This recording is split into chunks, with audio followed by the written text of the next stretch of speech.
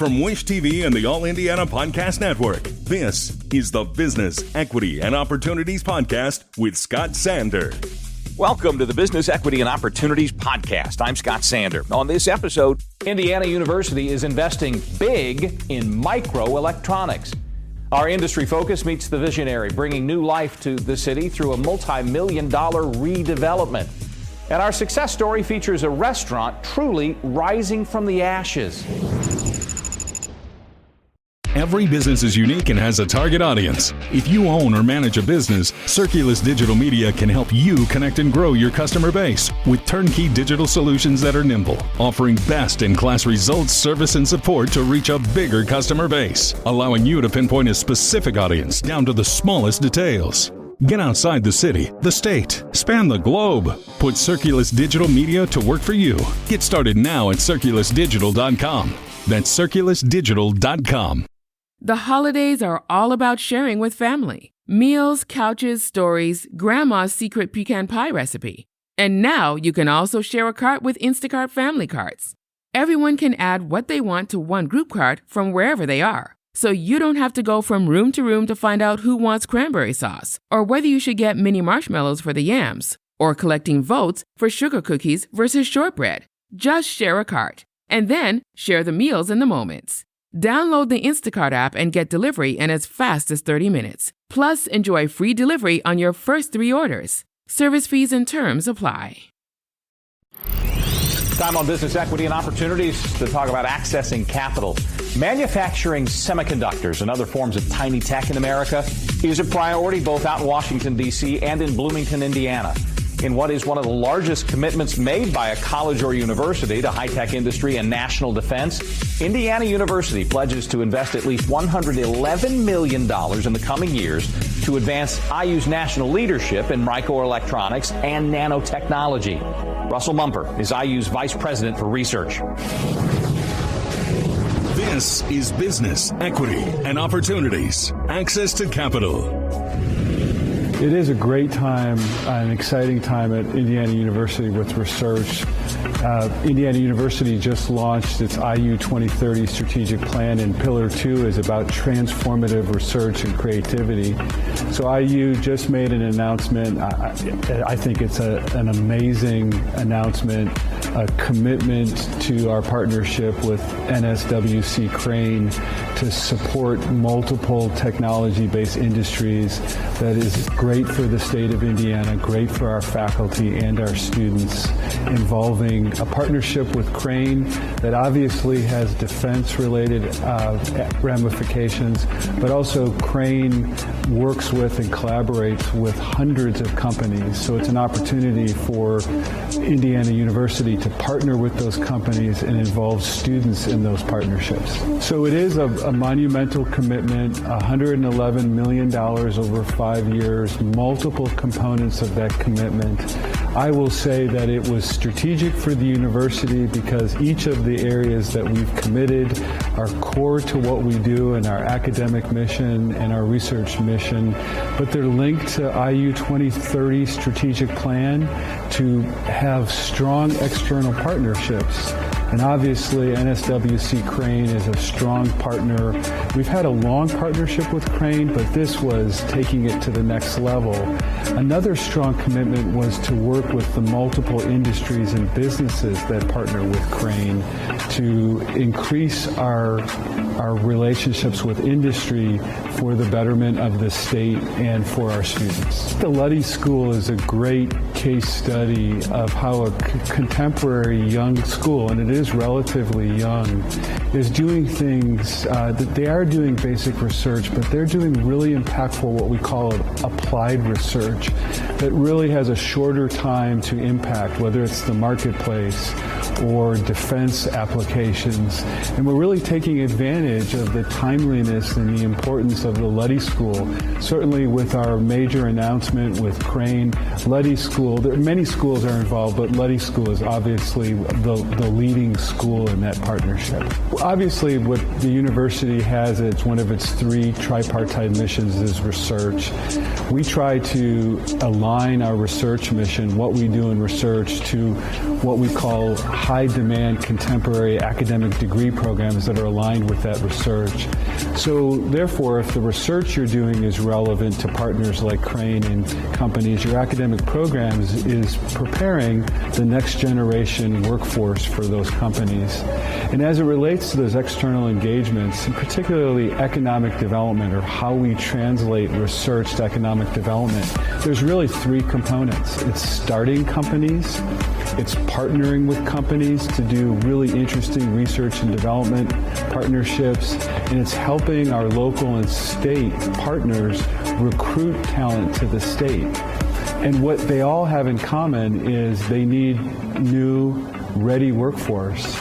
And we are a university with over 90,000 students. A large percentage of them are doing things in technology and STEM. And so as we do this research, as we engage with our partners, we're not only providing great opportunities for our students to learn, but they then become the next generation workforce for that economic activity that we're helping to foster. We are really trying to up our game in developing long-lasting, sustainable, mutually beneficial partnerships with industry.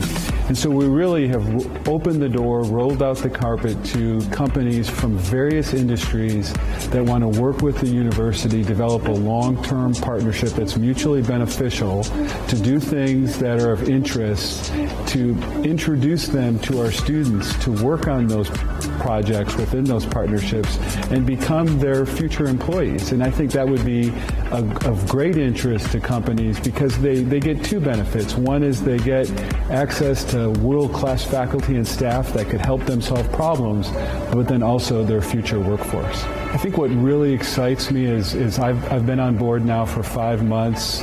It really paralleled with the launch of the IU 2030 strategic plan, which reimagined the role of the university. Obviously, we're going to continue with our tripartite mission of academic research and service, but there's really an emphasis in business partnership in translating our innovations to commercialization through these partnerships. That really interests me. I see a university that annually we produce about $800 million of externally sponsored awards and projects, but we really have a lot of potential to translate that through patents, through business partnerships, for producing a ready workforce to help an industry to produce the talent and help that talent stay in the state of Indiana. Time for our industry focus. Today, the focus is on the Lafayette Square Mall neighborhood. 50 years ago, it was the first of the mega malls, if you will, to open in suburban Indianapolis. But in recent years, it has fallen on hard times, mirroring the fate of the wider West 38th Street corridor. A development company called Soho's Capital has plans to revitalize the entire area with a major and heartfelt overhaul. This is Business, Equity, and Opportunities. Industry Focus. My company is Soho's Capital. We are a capital allocation company. Basically, I start investing in real estate. I did really well in real estate, and now I invest in businesses also. Actually, this is the neighborhood where I start my investment career. My first residential property was in this neighborhood. I came to Indiana around 20 years ago. My first job was a busboy in Don Pablo's in the north side.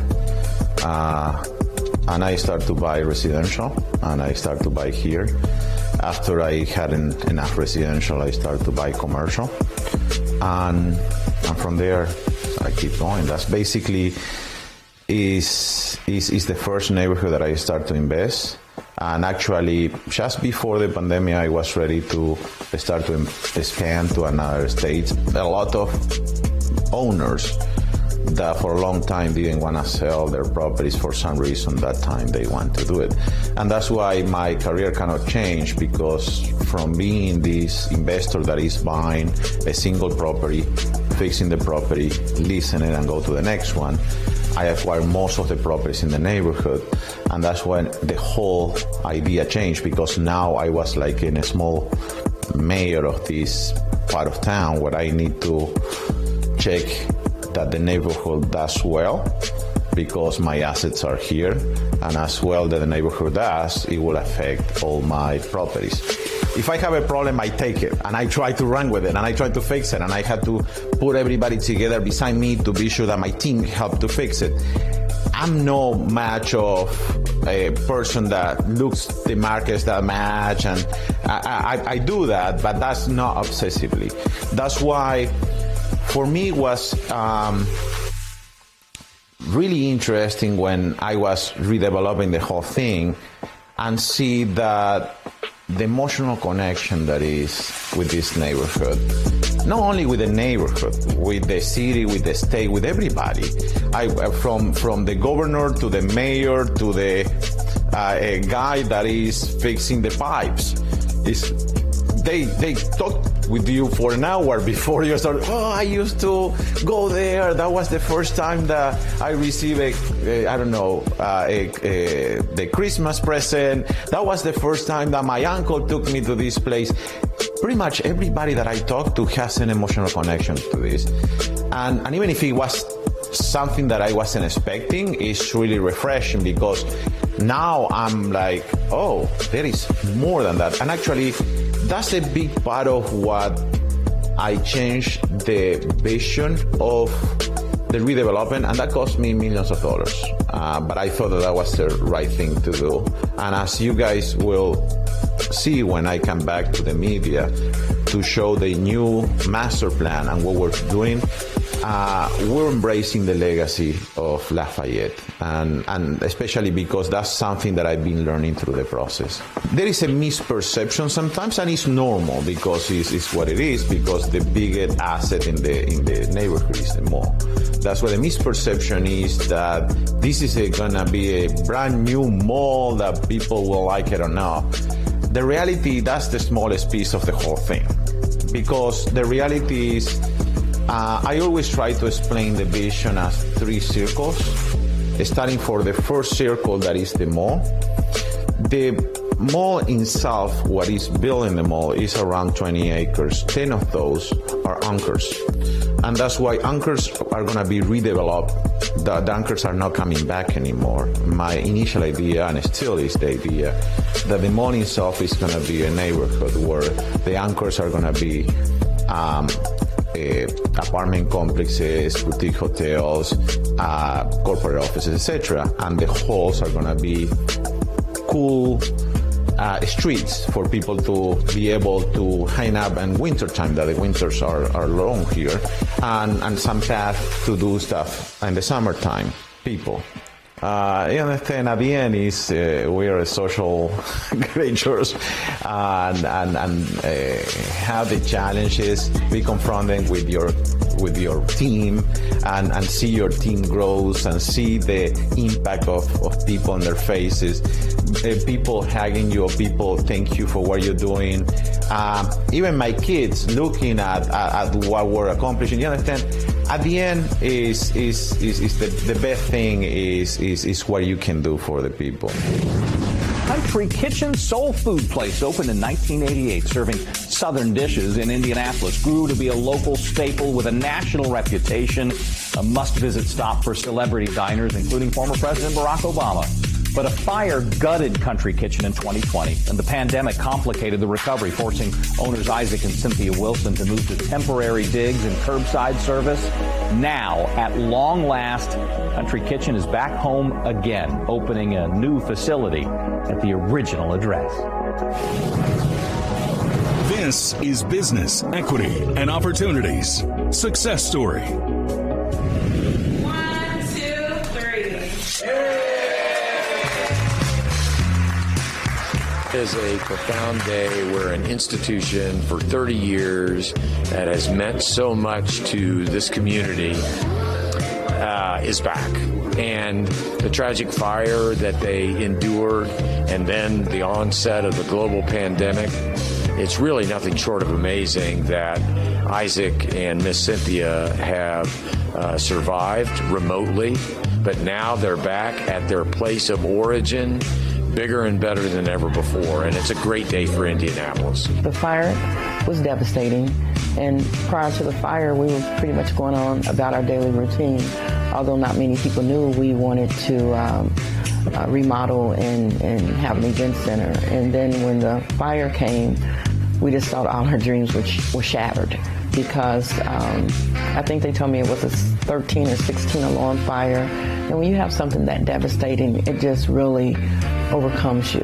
And Isaac and myself, we contemplated not even coming back.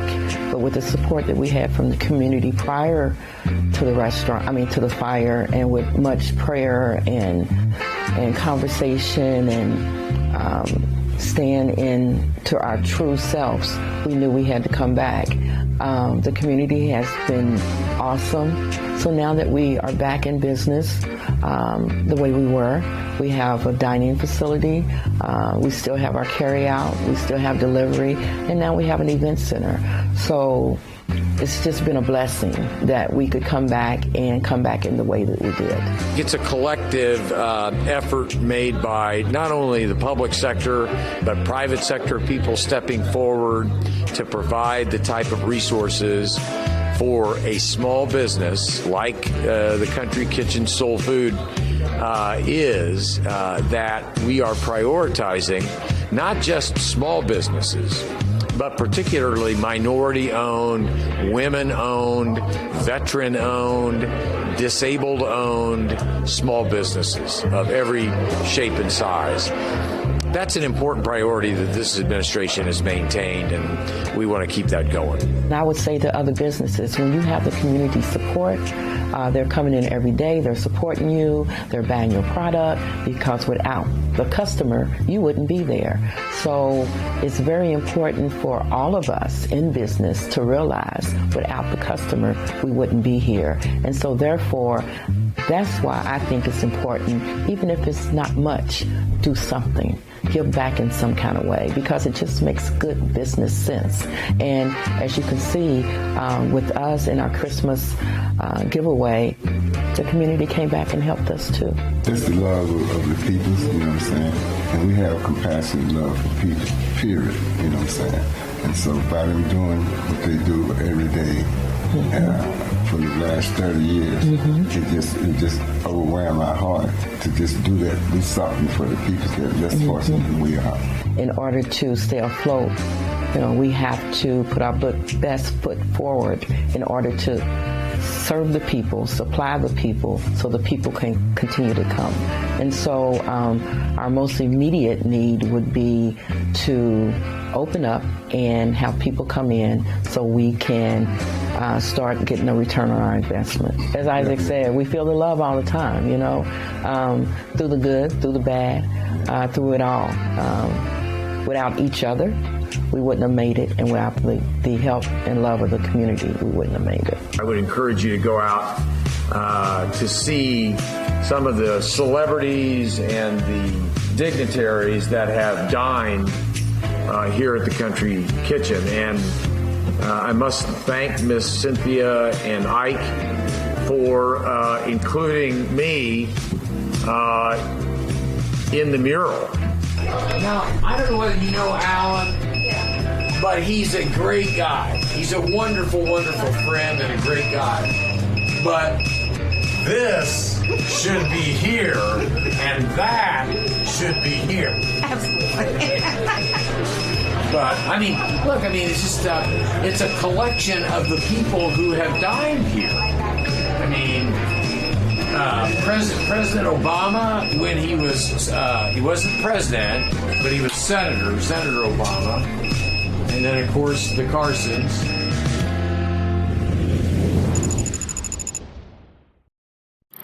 Our thanks again to all the contributors who joined us for this episode of the Business Equity and Opportunities Podcast. We hope you found it enlightening, useful, and inspiring. You'll find more information about the show on our website, BEOshow.com. You can watch Business Equity and Opportunities Sunday mornings at 10 on Wish TV or live stream it through wishtv.com. Each week we provide 7 full segments with topics ranging from how to get started and how to access capital to the day-to-day running of your business and questions about accounting and bookkeeping. We feature business news and trends and always share a success story from one of our contributors.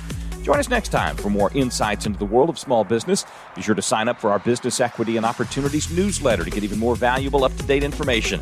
And if you have any questions or you'd like to be part of our show, please email us. The address is beo@wishtv.com. We'd love to hear from you. I'm Scott Sander. Thanks for listening. Watch the Business Equity and Opportunity Show on Wish TV and access all of our content and share it on demand anytime at beoshow.com. You can find more podcasts from Wish TV on the All Indiana Podcast Network at allindianapodcastnetwork.com.